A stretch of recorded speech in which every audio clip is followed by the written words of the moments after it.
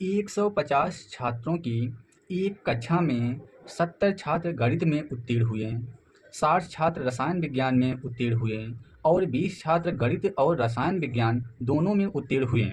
तो दोनों विषयों में अनुत्तीर्ण छात्रों की संख्या।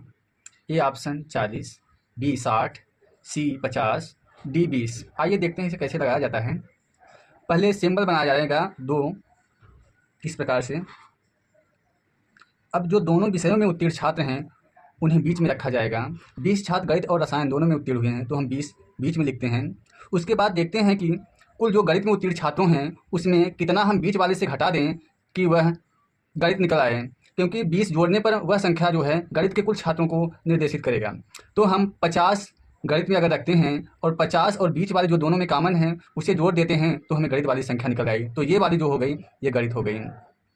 उसके बाद जो छात्र रसायन विज्ञान में दिया है 60 छात्र हैं, 20 जो बीच में हमने लिख दिया है ये, उसके बाद कितना और हम जोड़ दें ताकि 60 हो जाए। तो 20 में हम 40 और जोड़ दें तो 60 हो जाएगा। ये 40 जो हैं ये रसायन में हैं, रसायन में।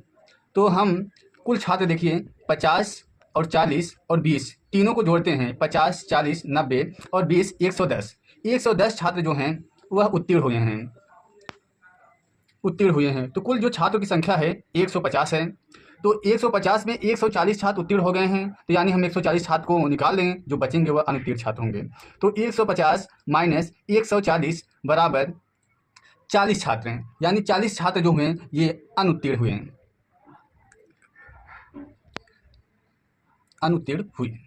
तो इसका उत्तर जो हुआ वह 40। तो आइए दोस्तों हम दूसरा क्वेश्चन देखते हैं ये कैसे लगाया जा रहा है।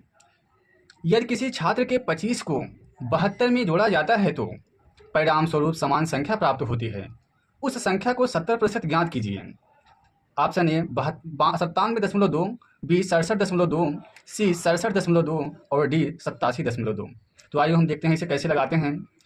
तो देखिए मान लेते हैं कुल संख्या जो प्रतिशत माना जाता है वो 100 होता है। तो यानी हम 25% प्लस 72 जोड़ते हैं तो पूरी संख्या जो होती है वो 100% के बराबर हो जाती है। तो हम पहले प्रतिशत को 75 करते हैं, उसके बाद घटाते हैं। तो यानी 25 को हम उधर ले जा रहे हैं। 72 बराबर 100 माइनस 25, यानी 25% से घटाते हैं तो 72 बराबर 100 में से 25 निकालेंगे तो 75 बचेगा। तो 75 बचेगा, तो यानी 1% बराबर 75/72। तो हमें जो संख्या पूछी गई है 70% पूछा गया, तो हम 70% बराबर यहाँ देखते हैं 75/72 गुणे 70। अब इसे जब हम सॉल्व करेंगे तो यानी